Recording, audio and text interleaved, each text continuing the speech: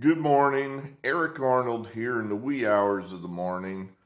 Tuesday, January 24th, episode of the Politics Barn. Special episode of the Politics Barn, which we're going to cross-post on both YouTube and Rumble because I think we have a pretty important topic here.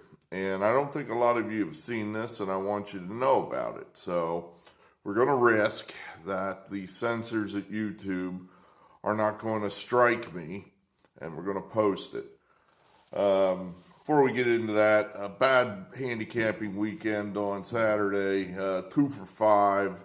I'm counting that under on Philadelphia. When we're losing, we kind of fudge like that. I said that game go under. It did go under. Of course, the Giants got killed, and I said the Giants would cover. But at any rate, we'll have a Sports Barn video for you later, Friday or so, for the conference championship games. But now, down to politics business. What happened today that's so damn important? Former head of the New York office of the FBI, retired FBI man, Charles McGonigal, was arrested today for, I guess, representing a Russian or having financial transactions with a Russian on the banned list, basically.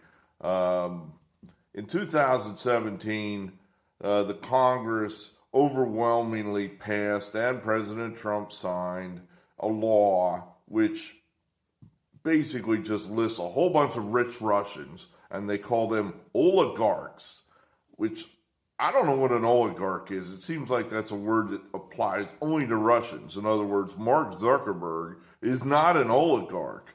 Only Russian rich people are oligarchs, as if that's bad. You're a rich Russian guy, you're an oligarch. That is bad. But if you're a rich American, that's okay. Mark Zuckerberg's cool. So that's how that goes. The bunch of rich Russian oligarchs are 86th from American business dealings, basically. They're not allowed to hold property here. They're not allowed to do business here. Why? Well, I guess, allegedly, they have some kind of connection to the Russian government.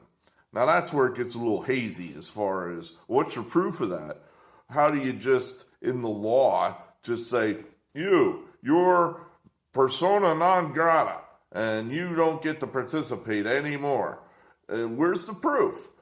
But, we're in a post-constitutional society, so let's just set that aside for now as a different discussion for a different day.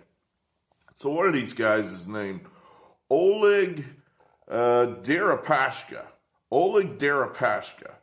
I guess his latest net worth was estimated around $3 billion. $3 billion, so maybe a little less money than, say, Donald Trump, depending on what day Donald Trump tells you how much he's worth. So apparently his claim to fame is aluminum.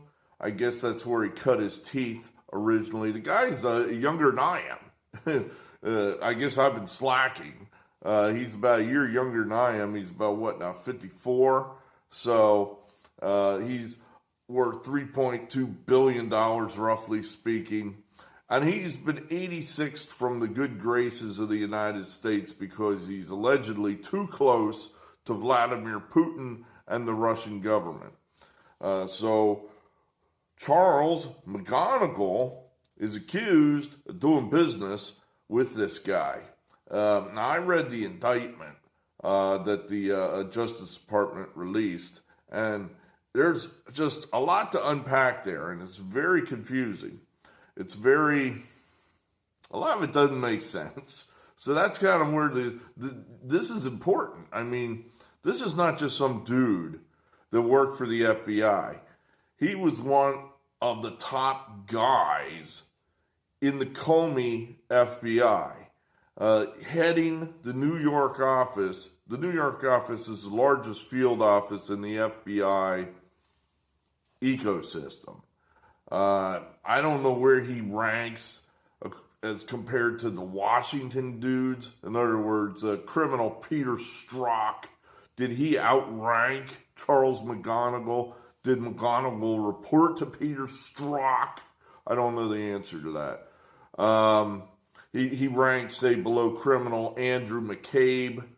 Comey on top. McCabe was the number 2. Strzok was in there somewhere. And then somewhere probably on the same level or right below it was this McGonigal guy. So this was a big wheel.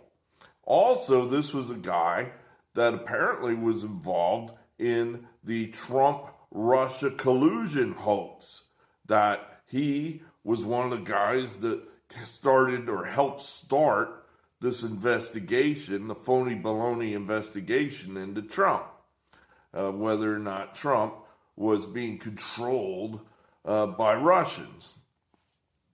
And here it turns out he himself, McGonigal, is in doing business with the Russians then. So, go figure. But at any rate, according to the indictment, McGonigal retired I found another article. This was not in the indictment. He retired somewhere around September of 2018. Remember our dates here. Trump elected November 2016, takes office January 2017. Roughly thereafter, within a month or two, he fires Comey, and a special counsel is appointed to probe into this Russia bullshit, which then lasted beyond the midterms into early 2019, when then the sitting Attorney General Bill Barr shut that down. So McGonigal gets out around September 2018, retires. Now, prior to leaving, this is in the indictment, he was hooked up with a friend of his, and that's how it's identified in the indictment. Now, you got to wonder about these people. I swear to God that I guess federal judges are used to dealing with the FBI, and they just let them get away with this sort of thing. This guy who he's friends with, that's how he's identified in the indictment. The friend. The friend of McGonigal. The friend gets him set up with the friend's company. Now, it's not named in the indictment. It's almost certainly on a very cursory internet search by myself. I believe the company was called Spectrum Risk Solutions, which sounds kind of like, just a fly-by-night little corporation that was run out of somebody's house. Spectrum Risk Solutions. It's a New Jersey corporation, the indictment alleges. So McGonigal, while he's working for the FBI, has an email address under a fake name at this New Jersey corporation. His friend gave him a cell phone to use with the fake name for this New Jersey corporation. So right there, to me, that's a crime. If nothing else, it's definitely unethical. I mean, I work for the federal government. You're telling me you're working for a side company at the same time you're working for the feds? You can't do that. But here's a guy high up in the FBI hierarchy. Apparently different rules apply to these guys. So he's doing this. And apparently none of his bosses, that would have been at that time, certainly Christopher Wray. It doesn't tell when this side deal with the friend and the New Jersey corporation started. Did it start in 2014, 15, 16, 17, back in the Comey days? Or was it later towards where he's going to retire? Did it start? At a minimum, it probably was Wray that this happened under. So you got to wonder right there. It's like, what do you know about what's going on with your own people, Christopher Wray? You got some of your chief lieutenants doing highly unethical things right under your nose, and you don't know anything about it, I guess. But at any rate, so he set up with this New Jersey corporation. Then he retires.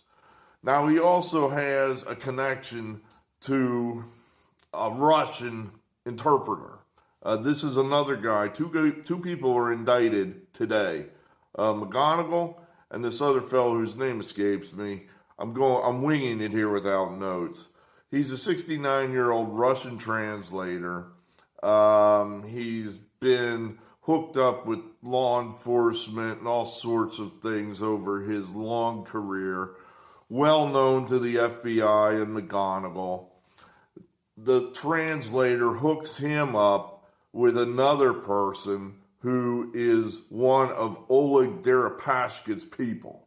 The indictment calls that Agent 1. Agent 1. Pashka's dude number 1.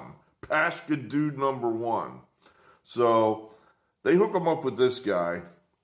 They first start doing a little work with a law firm, which apparently the DOJ is okay with.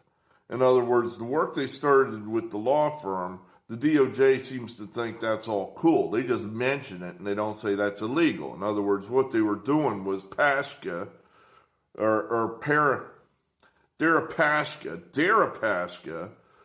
was hiring this American law firm to try to get him off this 86th list. In other words, hey, get me off the shit list. I'm not that bad. I actually don't like Vladimir Putin. I kind of like Western values in the Ukraine. Hey, come on, man. Let's get in there and pitch for me a little bit, law firm, American law firm. So apparently that's okay.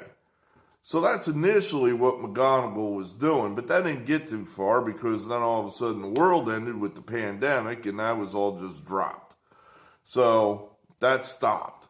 Then in we'll say Marchish 2021, Deripaska man number 1 comes back to McGonigal and his guy, his translator, and says, hey, my boy, the big guy. They actually use that in the indictment. The big guy. Apparently that's in McGonigal's emails. The big guy. We're going to have to distinguish now between the big guys. If we're just going to use that as just a euphemism, a catch-all term, there can only be one big guy. We're going to have to, the Russian big guy, the aluminum big guy, the presidential big guy. These criminals are going to have to start distinguishing. Well, of course, I guess that's the whole point. You want to be vague, so we can't figure out who's corrupt and who's not. So I guess that's the point. But anyway, they use that terminology, the big guy. That, hey, the big guy, i.e. Deripaska, he's got some more work. He wants to hire you guys to do an investigation, quote, soup to nuts, unquote, of a rival oligarch. A rival who I guess is bidding against him for some business interest. And I guess Deripaska wants some dirt on him. Wants to know what's under their fingernails, as Vito Corleone would have said. What's under his fingernails? So they hire McGonigal and his Russian translator to do this investigation. Now, I don't know what on earth McGonigal's qualifications are as a private investigator. I would argue none. You know what I mean? What gumshoe or skills do you have, buddy? How are you able to search out this stuff? All this guy does is know people. So that's what they're hiring him for. They're hiring him for his knowledge of who knows who, what secret information this guy remembers from his time with the agency. Perhaps they've investigated oligarch number 2, and he already knows certain things about oligarch number 2. So apparently, according to the indictment, they do their investigation. They hire some subcontractors, again, unnamed in the indictment. It's like subcontractor number 1. Why don't you tell us, or at least tell the federal judge or the grand jury, who the hell subcontractor number 1 is? Why is that a secret? That should not be a secret. I mean, all these people, the Friend, the New Jersey Corporation, subcontractor number 1, these are all people all wrapped up in the same crime. So I don't know why they get to be anonymous. But at any rate, subcontractor number 1 digs out of the dark web, quote unquote, the dark web files, which may show that oligarch number 2 controls upwards of $500 million in U.S. assets. But it doesn't really go into any more details than that. So what does that mean? These files on the dark web may show that oligarch number 2 controls $500 million secretly, I guess. That's the key, secretly. In other words, here's his business, oligarch number 2. Maybe he, I don't know, let's say he makes widgets. I make widgets, and I make $2 billion a year because my widget factory is publicly traded, or not, and you can get, like Elon Musk or his private businesses, you can only guess what he's worth or not worth. But at any rate, I make widgets, and it's worth so many dollars. But secretly over here, according to these dark web files, the oligarch number 2 may control another $500 million worth of U.S. assets. Now this is totally, it's like, what does this mean? Dark web files. This is where Deripaska, allegedly, steps in and says to McGonigal and the Russian translator, all right, now let's talk. How should we buy these? I forget if it was McGonigal asking for money to buy them or Deripaska saying how much you need to buy them. One way or the other, there was discussion of payment to buy these files. Now, this I don't quite understand. You're not buying the assets. You're not buying the $500 million. I guess you're just buying evidence that it exists. And that, I guess, would be used to blackmail oligarch number 2 somehow, that's saying, I know that you got these secret assets, and I'm going to tell whatever law enforcement agency, because it's probably illegal. It's kind of like, if I know that Vito Corleone has got a secret $500 billion worth of assets buried in his olive oil business, then I could try to blackmail him if I'm suicidal and an idiot, or I'm a big, badder gangster than he is, which maybe I am. So I guess that was the idea, that Deripaska would then use this information to blackmail oligarch number 2 and get him out of the way so he could make his deal easier, faster, cheaper without oligarch number 2 fucking things up. So I think that's the idea here. Now, where on earth on the dark web are you finding these kind of documents? I think, I'm using a tip here from the last Sundance and the conservative treehouse. He speculates, and this makes sense to me, that McGonigal is going back to his old contacts at the NSA, the FBI, and he's just running a deep check on oligarch number 2 through government computers, secretly off the books without people knowing it. And that's where the proof is coming from, that oligarch number 2 is controlling this $500 million somewhere secretly. Where else would you find that information? I don't think, even if I knew how the dark web worked, I don't think I could find that information. I'm almost certain this jerk-off McGonigal doesn't have some advanced degree in dark webbery, so I doubt highly that he could find this kind of thing, unless his subcontractors are, those kind of kung fu computer guys that you see in the movies that can hack anything. My guess is he's using the government spook computer services, NSA, FBI, the same people he would know intimately anyway. And that there's more to this, there are more people involved in this than the indictment alleges. And according to the indictment, only McGonigal and the Russian translator are guilty in this. Well, that's ridiculous. The friend, he would be wrapped up in this. See, that's how the money got to McGonigal. In other words, Deripaska did not just pay McGonigal directly. He didn't just say, here's the money, Go investigate oligarch number 2. See what you can find out. These guys know perfectly well that oligarch 1, Deripaska, is on the naughty list. They all know it. They all know he's verboten. That's why they don't refer to him by name in any kind of communications or emails. Surprise again. That's why they refer to him as the big guy. Gee, surprise. When you refer to somebody as the big guy in a communication, wink, wink, nod, nod, know what I mean? You know damn well you're doing something wrong. Shazam for you people that think that that was all on the up and up with Hunter Biden. But at any rate, so they know it's wrong. That's why the money is coming through the New Jersey corporation. Now, here the indictment alleges the friend is blameless. In other words, the friend apparently, in exchange not to be charged, cooperated with the FBI. And he said, wait a minute, this money was coming into me, into my little business. All this money, this $50,000, $75,000, $100,000 coming in here from a Russian bank. I didn't know what it was for. So I immediately asked Charles and said, what is this? And he said, oh, no. Don't worry about that. Don't worry about that. I'm just doing some legitimate, quote unquote, work for a quote unquote rich Russian guy. Legitimate work for a rich Russian guy.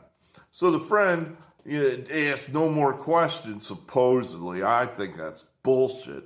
I mean, if it's my little company and I've kind of decided to hook up with one of the most powerful spooks in the goddamn country because he's my friend, I'm not just going to let him do whatever the hell he wants. What have you got me involved in here, you spook? I'm not letting that go. No way. So I'm asking questions if I'm the friend. And I think the friend did ask questions and then just decided for whatever reason to let it go. Oh, we'll never get caught. This guy's so high up the spook food chain that he's not going to get caught. Well, as it turns out, something went amiss. And he did get caught. So, a lot to unpack there. That the indictment alleges that the friend's name was forged on a contract by the Russian translator. The second guy that was indicted, the friend said, I didn't sign that contract for Spectrum Risk Solutions to do business with Oleg Deripaska. I don't know anything about this. This is all Charles. He's the one doing this. I didn't sign that. That's what the indictment alleges. So, to recap, McGonigal, after he leaves federal service, is doing work with a Russian on the naughty list, a Russian banned from doing any work with because he's too closely hooked up, allegedly, with Vladimir Putin, but he's doing it anyway. He's investigating a rival of Oleg Deripaska for apparently Deripaska's business purposes, and that is verboten. So the DOJ has caught this guy doing this work for Deripaska, and the DOJ now today has arrested Charles McGonigal and the Russian translator for violating the Verboten Act of 2017, doing work with verboten Oleg Deripaska. So what has happened here? What do we make of this? It certainly seems very much like there's more to this than meets the eye. The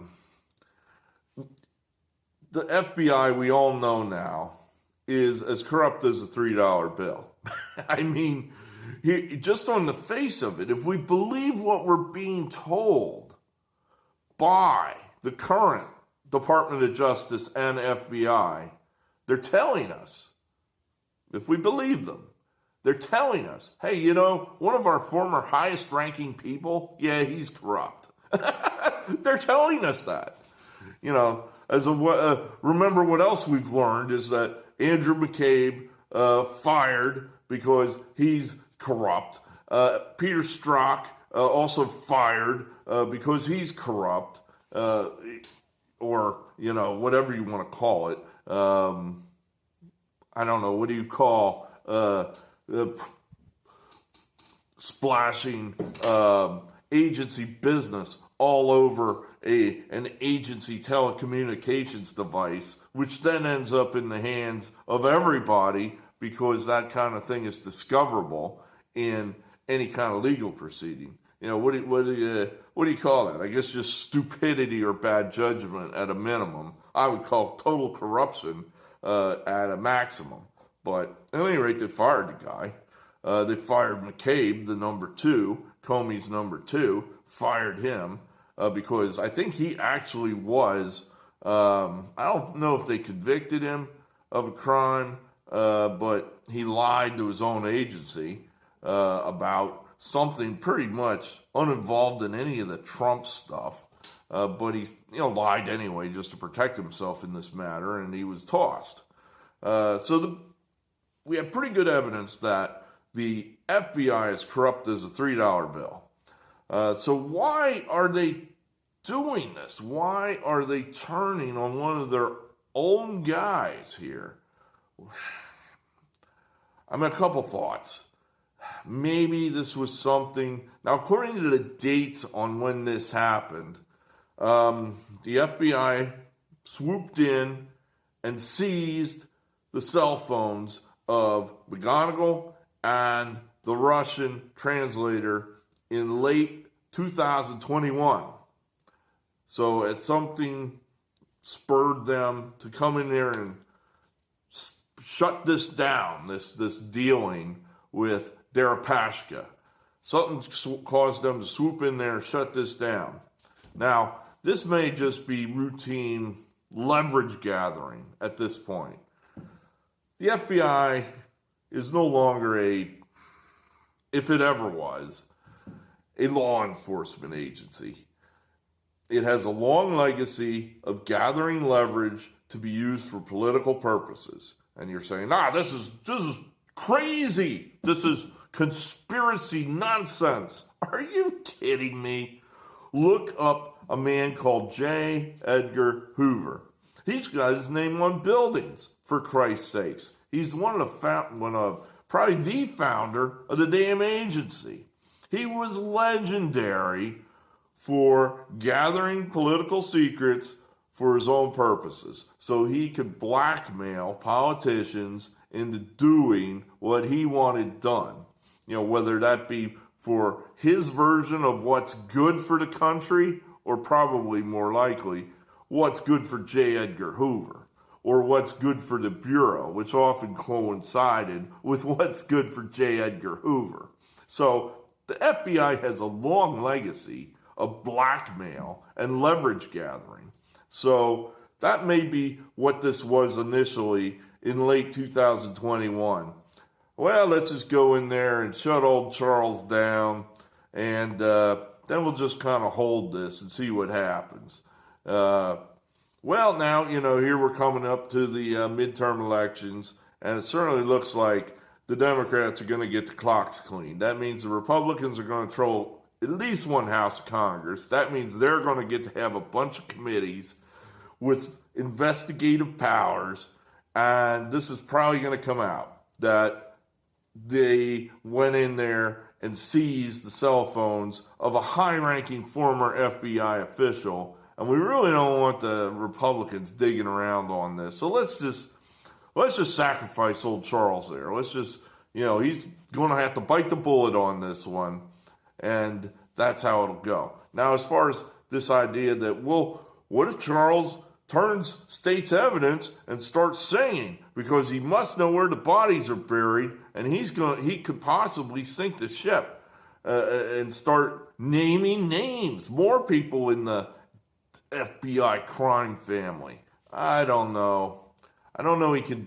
I don't know he knows the names. Remember, he's below some of these higher names like McCabe and Comey and Strzok. So I don't know he knows what those guys are up to. Tell it to who? Exactly. The Durham investigation is essentially over Furthermore, what the Durham investigation proved is you can't bring a crime against Democrats in Washington and succeed. You could bring anything in front of a D.C. jury. You could show Peter Strzok assassinating Donald Trump, and it wouldn't matter. The D.C. jury would acquit him. Oh, don't doubt me on that. That would be maybe not an acquittal, but it would definitely be a hung jury. There's no way in the world they would ever convict Peter Strzok of assassinating Donald Trump if he did it in broad daylight on Pennsylvania Avenue. It simply would not happen. Could not happen. There's no way you would get a jury of 12 Democrats to sit there and say, well, gee, obviously this is wrong and this is murder. Furthermore, whatever you want to call it, regicide or the assassination of a president, we've got to convict Peter Strzok. They wouldn't do it. You would have at least one, I would say more than one, that would sit there and say, I don't care. I'm glad he's dead. I think the guy we ought to give him his own monument. I guarantee that would happen. So that's to the extreme. At a minimum, you're never going to get a Democrat convicted of these little bitty process crimes in front of a D.C. jury. They're all Democrats. There's no way a political crime is going to be, they're going to vote to convict a Democrat of a political crime in the District of Columbia. They're all Democrats on the jury. It's impossible. So they know right there, there's nothing McGonigal can do as far as throwing anyone else under the bus. He has no power. So I think this may be more along the lines of the Democrats just kind of getting their house in order a little bit. Just kind of going, all right, 24 is coming up. We got to kind of show the independents, show our own people that we're serious about justice here, and we're going to have to convict a few people, We're going to have to occasionally make it look like we're a legitimate law enforcement agency here. So a lot of these Democrats, the crimes are obvious. Let's just pick a few inconsequential dudes that have no leverage, no power. Here's a guy that retired. He's out of office. He has no power. So we'll make an example of him. Obvious, easy conviction, no problem. We'll pay him off under the table for his time. He'll make out fine. He's going to end up being a well-known contributor on CNN and MSNBC. He'll make more money after he's convicted than he did before we made him famous. So we'll all get what we want. I think that's probably what's going on here. I don't know. There's certainly more questions that should be asked, but won't be. I mean, who's going to find out what subcontractor he was using? What dark web files were you accessing? Like I said, Sundance at the conservative treehouse thinks he's accessing the NSA databases. That makes sense to me. But, who's going to go out and prove that? We don't have the ability to investigate that. So, at a minimum, it's interesting, to see this kind of Democrat on Democrat crime here, where the Democrat DOJ is arresting former Democrat, one of the chief FBI people who was involved in kicking off the Russian hoax. So that's kind of interesting, but sadly, I don't think it's going to lead to this giant cascade of indictments or explosion in a political news or power struggle. We have to see. I mean, it's definitely suspicious. It's fishy, but we don't know a whole lot more other than, I think, what I've laid out here. If you got any other thoughts, hey, put them in the comments, because, I've kind of rolled this around in my mind, and that's my initial thought. I may be missing some things here because I don't know that much about Deripaska. Who is this guy? They want you to believe he's just some rich guy who supports Putin. I'm not so sure, just judging by some comments I saw on the internet, that these oligarchs are all Putin's guys. I'm sure they're their own guys. In other words, I think Deripaska, if you told him, we'll give you $2 billion to add to your fortune if you shoot Vladimir Putin in the head right now, and we guarantee you'll get away with it. Bam, he'd shoot him tomorrow if under those circumstances. He has no allegiance to Putin. He has an allegiance to himself. You don't make $3.2 billion without basically looking out for number one, first, second, and third. So I'm not buying this. This guy, he's down with the Russian war, and he's all about that. Yeah, right. So anyway, I believe in free speech. I'm Eric Arnold. We'll talk again here in the Politics Barn. Hit the like button. Hey, I'm happy you watched any of this. It's kind of annoying making these videos and only 6 people watch them, but, that's where we're at. We do what we can. I guess I make them just for fun. All right, thanks. I'll talk to you later.